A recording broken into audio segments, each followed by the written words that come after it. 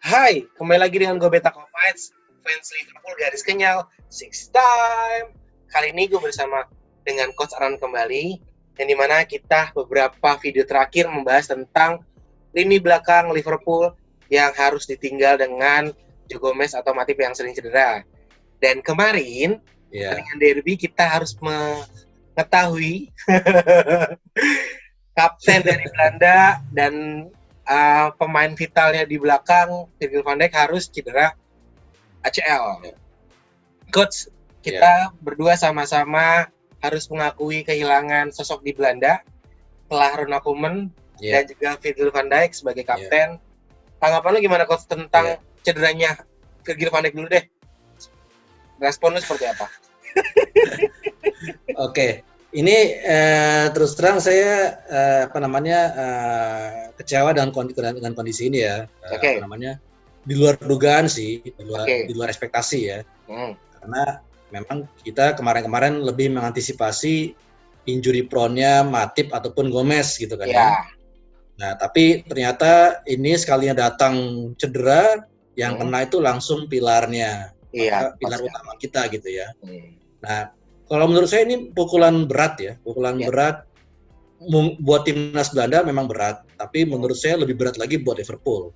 Kalau timnas Belanda itu ya mungkin dengan kondisi sekarang kita bisa memaklumi ya, dan juga dengan formasi 5-3-2 yang terakhir Frank de Boer pakai pada saat melawan Italia kemarin ya, itu kita masih paling nggak ada center back lain yang bisa mengisi gitu ya, masih ada Dupre gitu ya, terus masih ada Nathan Ake, masih ada Joel Veltman yang sekarang di Brighton, lalu masih ada Per Schuurs yang dari Ajax, lalu juga kemungkinan juga De Ligt kan, Matthijs De Ligt kan lagi juga sembuh kan ya dari Juventus itu setelah cedera bahu, jadi masih banyak yang bisa ngisi. Nah, di Liverpool ini yang PR gitu ya,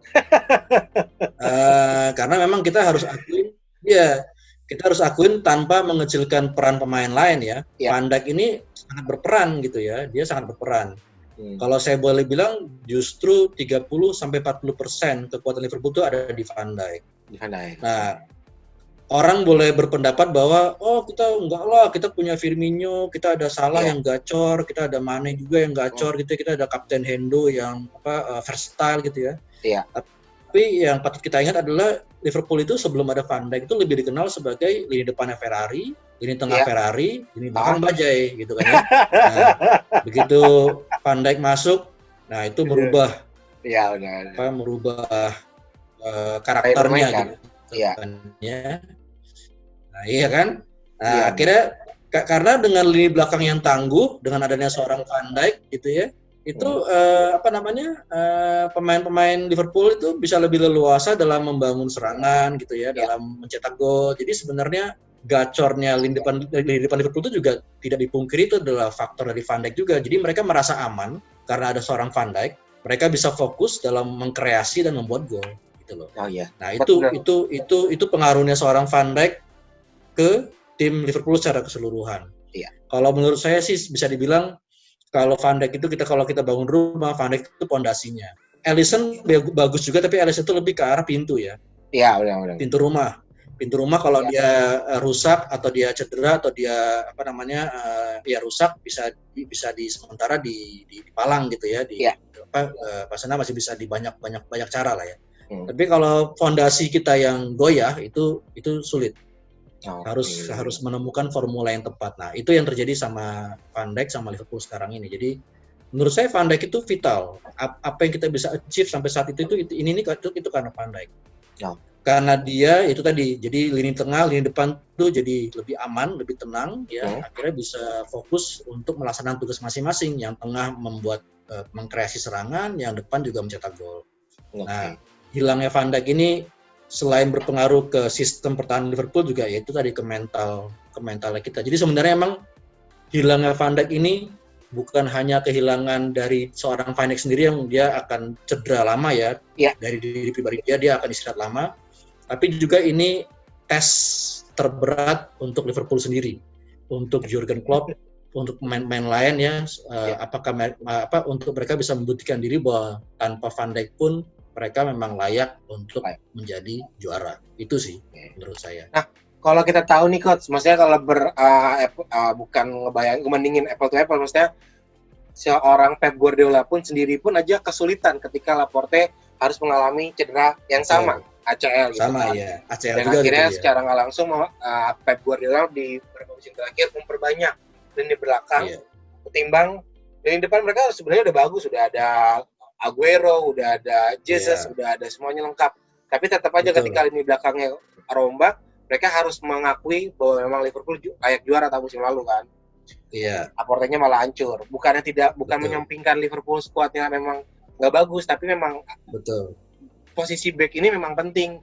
Mau sejago apapun lini depan, tengah atau gimana, tapi kalau ketika pemain belakangnya sudah kropos, artinya dengan gampang pemain lawan atau penyerang lawan dengan gampangnya akan melakukan shooting dari luar kotak penalti, atau dengan gampangnya melakukan gocek sana sini untuk ngelewatin back belakang. Betul. Kita tahu kan Matip. Sebenarnya gue benci sih harus ngelakuin ini. Gue benci ketika Fabinho bermain bagus ketika lawan Chelsea. Karena di situ 1 atau 2 hari sebelumnya bursa transfer ditutup. Tapi karena Fabinho bermain bagus, akhirnya Klopp ngerasa udahlah nggak usah beli back lah. Betul. Akhirnya terasa sotoy kan. Akhirnya kejadian lah sekarang kan. Dan akhirnya sekarang gue sih banyak banget di teman-teman di Twitter atau di teman-teman di Instagram atau di Facebook terasa bahwa Januari beli back baru. Tapi kan kita nggak usah ngomongin 2 bulan ke depan ya coach. Kita kan 2 bulan ke belakang ini kan harus melihat yang di depan gitu. Nggak usah ngomongin beli back baru. Tapi permasalahannya kita punya 3 back lagi nih. 3 back ya, anggaplah Fabinho jadi 3 back yang termasuk gitu kan. Ada Billy, ada Sepp, Joe Gomez, ada Matip. Sedangkan posisi yang benar-benar jadi back kiri sendiri pun selain Lovren, menurut siapa coach? Nggak ada kan di tim. Nggak ada. Sedangkan Sepp aja bermain di CB itu back kanan. Lalu Billy juga bermain di center back tapi di posisi sebelah kanan. Siapa lagi? Fabinho juga kalau menjadi turun jadi back jadi sebelah kanan. Iya, atau Chelsea lah ke sebelah kanan dia. Nah, posisi kirinya ini sendiri yang ngerasa di mana Liverpool benar-benar kekurangan. Kenapa sih lu main bagus banget sih Fabinho waktu kemarin? Jadi kan bisa back 1 gitu kan. Astaga. Iya. Coach, kalau menurut pandangan sendiri, kalau memang Fabinho diturunin jadi pemain center back, kira-kira siapa tandem yang pas menurut lu coach untuk menemani di posisi center back sendiri? Iya, dengan komposisi pemain yang ada sekarang Liverpool ya. Iya, kita nggak mungkin beli transfer ngebahas nanti transfer kan. Itu kan kita ngebahasnya nanti terakhir saja. Tapi kalau permasalahannya secara nggak langsung PR bersama nih untuk teman-teman kita bahas. Siapa sih yang pas untuk ngisi CB di belakang di match Ajax atau match kedepannya? Kalau dengan komposisi pemain yang ada solusi yang darurat yang bisa diambil Liverpool itu sebenarnya udah ada waktu lawan Chelsea itu. Jadi memang Fabinho menurut saya sebaiknya dipasang dengan adanya peristiwa ini, Fabinho ditarik ke belakang. Minimal ada sedikit ketenangan di sana dengan adanya Fabinho gitu ya. Karena Fabinho memang kemarin tuh lawan Chelsea itu cukup baik bermainnya dia. Dan juga center back bukan posisi yang asing buat dia sebenarnya. Menurut saya dia harus dibahas sementara di belakang. Antara Matip ataupun Joe Gomez gitu kan ya. Mana yang lebih layak gitu lah ya, singkatnya seperti itu. Jadi kalau menurut saya sih yang darurat utama itu Fabinho itu ditarik ke belakang. Nah, untuk yang partnernya dia itu menurut saya sih kalau dari penampilan termasuk lawan Everton kemarin sih menurut saya Joel Matip ya. Matip? Berarti Matip yang di kiri atau Fabinho yang di kiri? Kalau menurut gue sih antara mereka berdua, entah Fabinho yang di kiri atau Matip yang di kanan atau sebaliknya, itu kalau kita merujuk ke biasa Matip main, dia di kanan ya, maksudnya dia RCB ya kan. Fabinho yang di kiri. Tapi kalau memang bisa sebaliknya, kalau memang itu bisa ya nggak masalah juga. Intinya sih duet dua ini yang menurut saya harus dikedepankan. Karena kalau menurut saya kalau kita memasang Joe Gomez dan Matip kayaknya terlalu beresiko ya. Joe Gomez sendiri sejak awal musim ini berjalan nggak terlalu bagus ya, nggak mengembirakan. Lebih banyak kayak orang bingungnya ya gitu ya. Kemarin itu yang waktu gol yang membuat kita seri kemarin Everton itu yang dari Calvin Lewis itu kan kalau menurut saya sih ya bukan mau nyalahkan siapa-siapa. Memang kemarin pada saat golnya Calvin Lewis pandangannya terpaku sama bola. Jadi dia nggak ngelihat ada di mana Lewis itu. Pada saat crossing itu dilepas oleh Lee-nya, dia menjaga daerah kosong, malah si Calvin Lewis nggak terjaga, malah Robertson yang ada di situ kan. Iya benar. Itu contohnya, karena memang pandangan dia terpaku ke bola, hanya ke bola. Jadi dia luput lawan jagaannya. Nah itu terjadilah gol itu. Jadi menurut saya sih memang yang paling baik dari kondisi yang ada sekarang ini ya Fabinho dan Matip sih. Ya kalau Fabinho ke belakang berarti nanti PR-nya berikutnya adalah di tengah itu sendiri, komposisinya seperti apa gitu sih. Oke. Nah, Coach, katanya lu ngebahas tentang sisi pertandingan. Gue sih memang sebenarnya di sisi pertandingan Adrian tidak. Gue kalau mau ngebandingin pertandingan antara Aston Villa dan Everton, Adrian itu nggak terlalu buruk banget ketika bermain di Everton. Tapi kalau ngebahas Aston Villa, kita nggak usah ngebahas Aston Villa lah ya, entah yang ada malah caci maki dan semua keluar lah ya. Caur lah dia ya, dengan error pertamanya itu membuat drop jatuh mental kita. Iya benar, itu udah pasti. Tapi kalau ketika bermain di Everton, dia tidak melakukan kesalahan, cuman memang akhirnya banyak orang yang mencaci maki, kesel sama Adrian karena melihat Aston Villa kemarin. Yang menjadi sorotan mungkin posisinya Arnold kali, Coach ya, yang menjadi lumbung golnya, menjadi pusat diacak-acaknya oleh Everton. Lu ngerasa nyesel nggak sih, Coach, ketika over akhirnya dijual melihat dengan posisi yang sekarang? Ya oke. Ya dengan kondisi sekarang ya akhirnya memang jadinya kita kalau melihat ke kondisi di mana Ki-Jana Hoever dijual ya memang ada penyesalan di sana ya. Iya. Karena kan ya paling nggak kalau emang TAA lagi buruk paling nggak ada cadangan untuk bek kanannya sendiri ya. Iya benar. Apalagi Neco Williams sendiri yang musim lalu juga sempat dipasang di kanan pun kemarin waktu dari awal musim juga kayaknya kurang mengembirakan kan. Iya benar. Diparkir dulu gitu. Iya. Nah, ya itulah memang ada penyesalan di sana, tapi ya mau nggak mau memang kita harus hadapin situasi ini sih, Bung. Dan emang kalau menurut saya juga sisi kanan kita ini memang dari awal musim mulai ini lemah ya dalam hal defensif ya. TAA juga Joe Gomez itu dari mulai awal musim tuh menurut saya belum tune in, maksudnya mereka belum oke gitu loh ya. Belum maksimal. Dan ya. itu terbukti dari statistiknya sih, Bung. Iya, belum maksimal dari statistik kita waktu lawan Aston Villa terus waktu lawan Everton kemarin tuh lebih banyak digempur dari sisi kanan sebenarnya. Kanan iya. Jadi lawan itu tuh banyak menggunakan sayap kiri mereka untuk menggempur sisi kawanan pertahanan kita. Itu rate-nya itu presentasi itu sampai 40% lebih kita diserang dari sisi kanan terus dari sisi TAA. Karena emang menurut saya lawan udah mulai tahu gitu ya bahwa si TAA dan juga Gomez ini belum tune in, belum maksimal, makanya mereka banyak secar di situ. Dan itu memang membuahkan hasil ya dari mulai kemarin lawan Villa, terus lawan Everton itu ya semua mereka memetik hasil dari situ. Beda banget sama sisi kiri kita yang dari itu ya. Dari awal masuk bahkan si Robertson. Nah itu. Iya. Memang itu sih, Bung. Jadi memang kayaknya sisi kanan kita ini dari awal masuk ya, dari mulai Community Shield tuh kan kelihatan tuh ya, memang Robertson tuh tetap seperti kemarin ya, tetap kenceng, tetap tangguh. Nah beda sama sisi kanan kita yang kayak masih meraba-raba gitu. Dan jadi memang itu sih, Bung, kondisinya. Ya kita harus terima lah ya, kayak Jana Hoever udah pindah ke Watford. Ya itu yang kita harus hadapin sekarang ini, gimana solusinya gitu. Itu yang menarik ditunggu juga dari Jurgen Klopp ya, gimana dia untuk menemukan solusi masalah ini. Tapi gue ngerasa sih pertandingan kemarin double pivotnya Klopp sendiri menurut gue agak sedikit salah sih, Coach. Menurut gue ketika Thiago di posisi kiri dan Fabinho di posisi kanan dan Henderson bos gue lebih tepatnya Fabinho di belakang, lalu si Thiago di kiri, Henderson di kanan. Thiago jadi lebih nggak leluasa bebas bermain ketika Fabinho nggak ada gitu kan.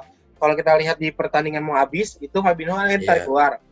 Si Thiago bermain lebih leluasa, lebih bisa passing kanan kiri, passing ke kiri bisa, passing kanan bisa. Tapi kalau ketika ada Fabinho di tengah, lalu si Thiago di kiri, seakan-akan Thiago tuh hanya melayani Mane atau bahkan pergerakan Mane itu nggak lepas gitu kan? Iya. Berarti kalau Fabinho turun ke belakang, posisi yang idealnya di tengah, senternya Thiago, depannya siapa, Coach? Hendoka atau Ginika atau siapa, Coach?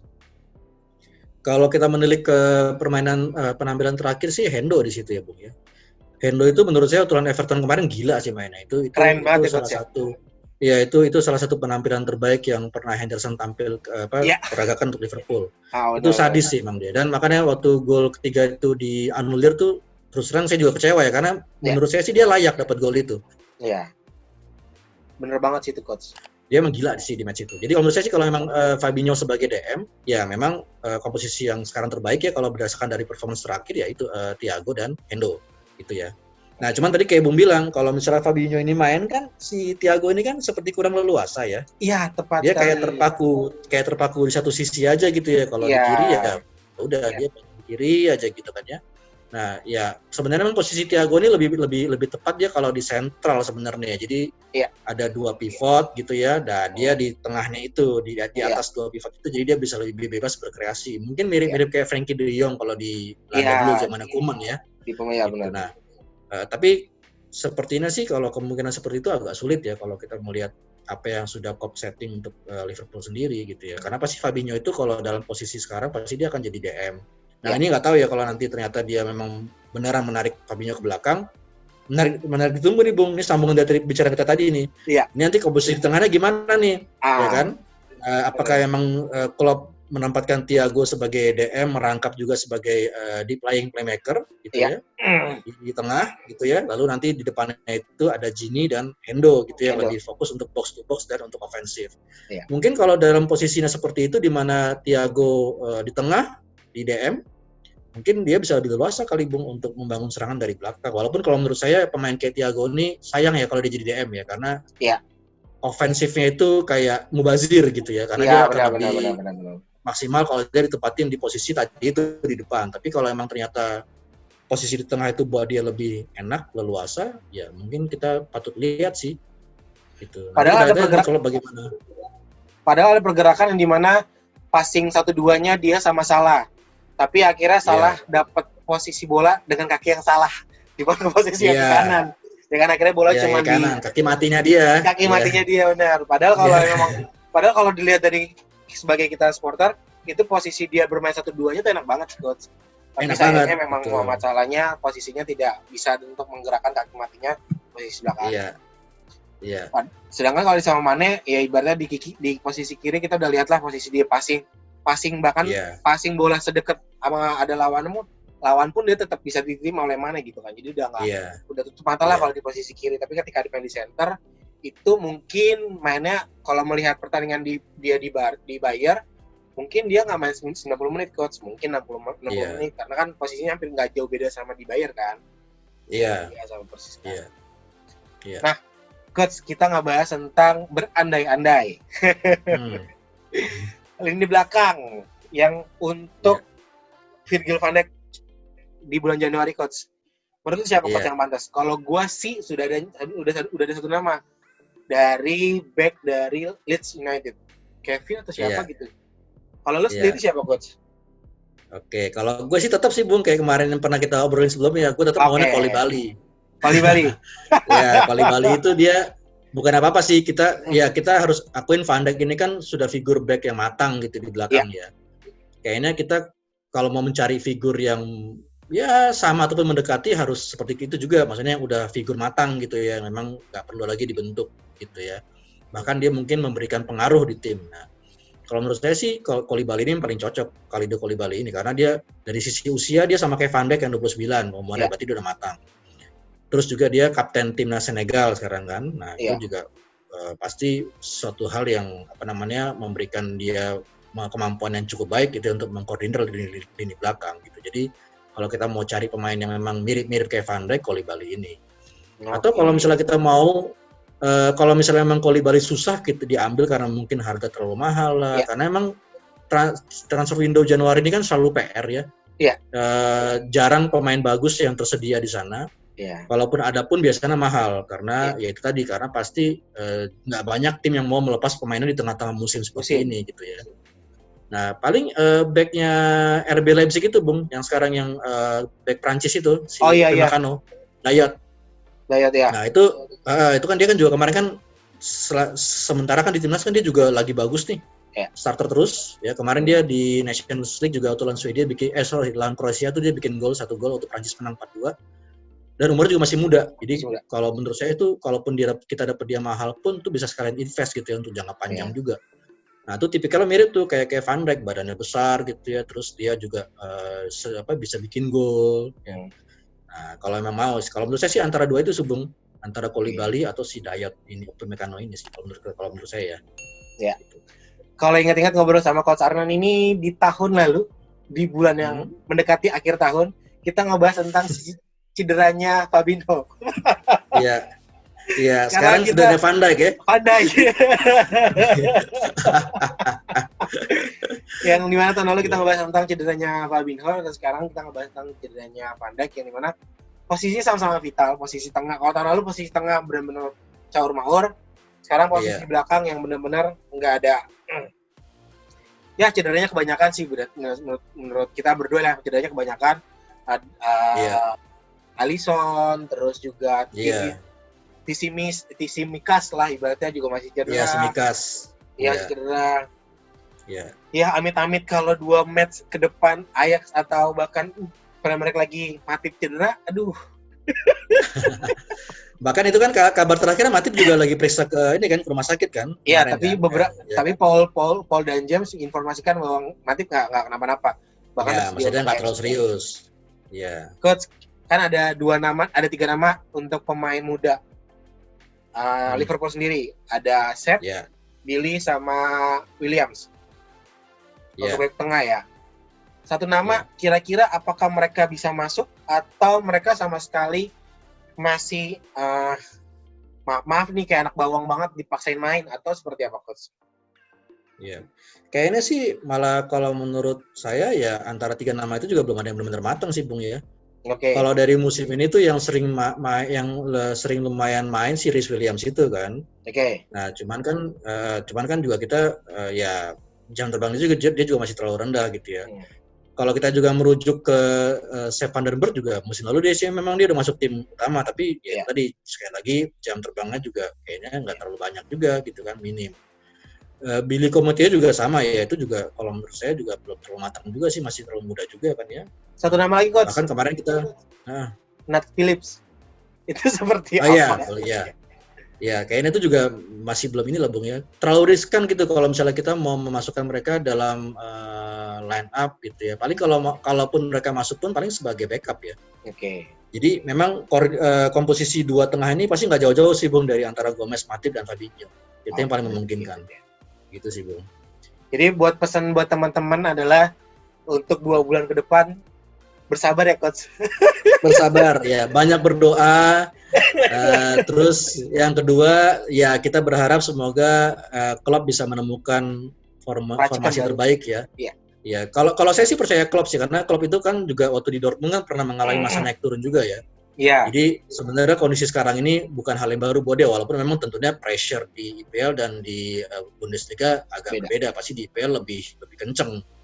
Karena lebih intens liganya kan ya. Pressure juga lebih tinggi. Tapi menurut saya sih masih yakin bahwa klub bisa menemukan formasi yang tepat gitu. Karena dia tahu lah, menurut saya sih dia tahu benar timnya kayak apa. Makanya dia memutuskan nggak beli. Itu saya rasa juga dia udah ada di benaknya kemungkinan paling buruk sekalipun sih. Jadi kita lihat aja sih. Saya sih pengen banget ngelihat nih, maksudnya klub ini reaksinya gimana nih terhadap kondisi sekarang. Karena ini benar-benar ujian buat dia nih. Yes, dan juga selain buat dia, buat tim secara keseluruhan. Maksudnya kan orang banyak bilang Van Dijk tuh yang berpengaruh. Nah, ini saatnya membuktikan nih bahwa Liverpool ini nggak tergantung hanya pada seorang Van Dijk. Tapi tanpa Van Dijk pun kita bisa walk on gitu sih. Itu sih yang gue mau lihat sih, Bung. Yang saya mau lihat sih itu. Coach, satu pertanyaan Coach. Mungkin gue pribadi dan lu sama-sama tahu kalau permainan itu tidak peduli dengan wasit. Hasil pertandingan. Ya biar kalau sudah selesai pertandingan ya sudah selesai, meskipun wasitnya kayak kayak kucing kayak atau apa. Kalau permainan nggak bagus juga juga percuma nyalain wasit kan Coach. Tapi melihat pertandingan, melihat beberapa berita beredar di 2 jam 3 jam sebelum ini, yang dimana FA tidak masa bodoh dengan VAR, masa bodoh dengan Jordan Pickford, dan masa bodoh tentang kartu merahnya si Virgil van Dijk ini sendiri. Menurut Coach, responnya apakah kita harus menyalahkan wasit atau ya udah jalan aja ke depan masa bodoh? Ya kalau menurut saya sih memang yang namanya wasit luput di lapangan tuh itu manusiawi ya, mungkin terjadi ya. Tapi memang kalau menurut saya ini, saya sendiri sebenarnya bukan termasuk orang yang sering komplain mengenai wasit dan perangkat ofisial lapangan ya, karena menurut saya itu bagian dari permainan. Ada miss ataupun ada hal-hal yang nggak terlihat, itu hal yang manusiawi. Tapi memang apa yang kemarin terjadi untuk tahun Everton itu memang menurut saya benar-benar menyebalkan sih ya. Penerapan VAR di IPL ini agak aneh kalau menurut saya. Jadi VAR-nya IPL ini dia lebih banyak mengandalkan petugas yang bertugas di ruangan VAR. Gitu.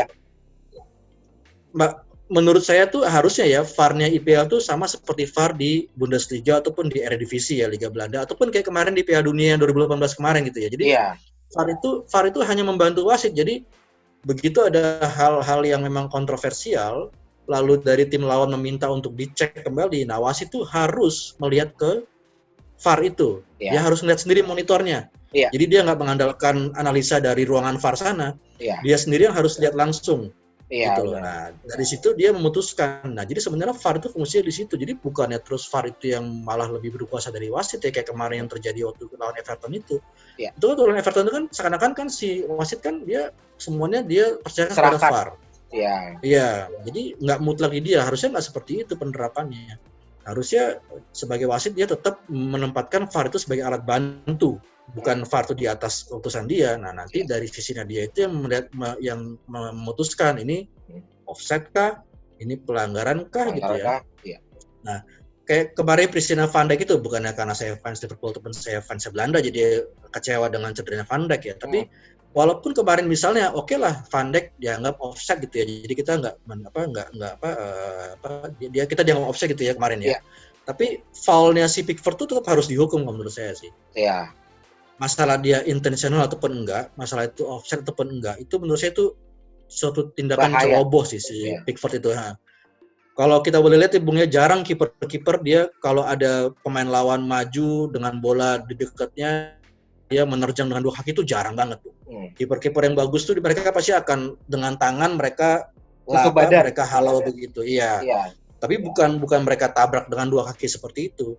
Nah, itu harusnya pun wasit yang bertugas waktu itu pun dia juga bisa lihat, karena kan kejadian itu kan walaupun juga ditangkap VAR kan dia kan juga lihat gitu. Jadi harusnya sih menurut saya sih itu ada hukumannya ya Pickford ya, walaupun memang itu misalnya offset, tapi saya rasa tetap harus ada hukumannya. Minimal kartu kuning gitu ya, ataupun setelah pertandingan selesai dengan si FA mereview, oh ini berbahaya, mereka memberikan hukuman di luar pertandingan harusnya. Karena kalau enggak, itu nanti akan menjadi tendensi buruk gitu ya, karena nanti yang lain bisa meniru, toh itu nggak dihukum. Gitu kan. Nah, tapi kan dia pemain Inggris coach. Nggak mungkin dong. Itu dia. Memang kalau menurut saya sih FA ini suka agak bias gitu ya kalau memang menyangkut pemain Inggris dan non Inggris. Kalau pemain itu non Inggris cepet banget gitu ya responnya. Tapi kalau misalnya pemain Inggris tuh agak-agak gamang gitu ya. bahkan kemarin dari match kemarin itu yang sekarang sepertinya dipermasalahkan nantinya tuh komennya Hendo setelah pertandingan kan? Iya, tepat sekali. Ya kan, dimana Hendo kan protes kan, mungkin mereka menarik garis-garis supaya itu offset gitu kan, malah jadi itu yang jadi masalah gitu ya, bukannya malah tackle dua kakinya Pickford yang lebih berbahaya menurut saya. Nah itu makanya kalau menurut saya sih IPL ini mungkin liga terbaik ya memang. Nomor 1 dengan putaran uang. Nah, tapi kalau secara penerapan dan peraturan dan penerapan itu kayaknya banyak biasa juga, Bung. Iya. Terlihat banget sih coach. Maksudnya banyak jadi terlihat, kita nggak usah ngebahas jauh-jauh deh. Si pemain Uruguay aja ketika hal sepele nggak salaman aja jadi dibahas panjang kan. Iya, betul. Kan? Berbeda ketika pemain mereka Inggris sendiri kan. Iya. Kalau main Inggris yang bikin seperti itu nggak jadi masalah, udah, ya kan. Tapi kalau pemain asing, wah rame. Ramenya bukan main. Yoi. Astaga. Ya, itu obrolan beta bersama Coach Arnang ngebahas tentang keluh kesah di pemain posisi back dan sedikit keluh kesah tentang pemimpin pertandingan di baik wasit atau VAR ataupun FA sendiri. Mungkin pandangan kita dan pandangan teman-teman bisa berbeda. Kalau teman-teman ada info apa atau pengen punya back ini nih dan alasan apa, taruh di kolom komentar, kita diskusikan bareng di video selanjutnya. Oke, Coach? Iya. Oke. Ya, itu aja obrolan singkat gue bersama dengan Coach Arnan, dan jangan lupa klik tombol subscribe di bawah ini untuk channel yang berkembang. Kalau suka like, kalau nggak suka dislike, dan jangan lupa share ya.